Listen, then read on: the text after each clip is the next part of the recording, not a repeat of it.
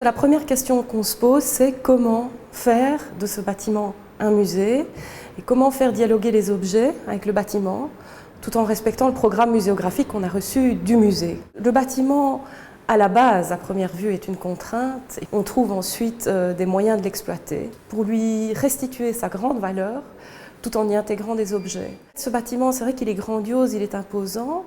On l'a vu, nous, dès le début, comme une église, comme un bâtiment qui montre une certaine ascension. On a souhaité refléter ça dans la scénographie. Vous l'avez vu, il y a des niveaux extrêmement différents, des hauteurs de plafond très très différentes. La contrainte, c'était de placer certaines collections qui sont aussi contraignantes dans des espaces qui ne sont pas toujours évidents. Les axes scénographiques que nous avons pris ont été pris dans le respect du bâtiment par une grande sobriété dans la scénographie, dans les couleurs, dans le design des vitrines.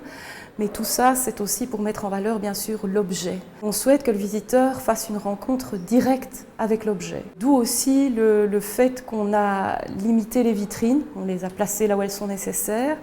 Mais pour le reste, on a mis les œuvres, on les a disposées sur des plateaux, pour ne pas qu'il y ait trop de distance entre l'objet et le visiteur. On a choisi des matériaux comme le bois ou l'acier pour répondre au béton, mais répondre de manière très élégante et très discrète, mais que la couleur, bien sûr, émane de l'objet. La scénographie est assez fluide, donc il n'y a pas vraiment un début et une fin.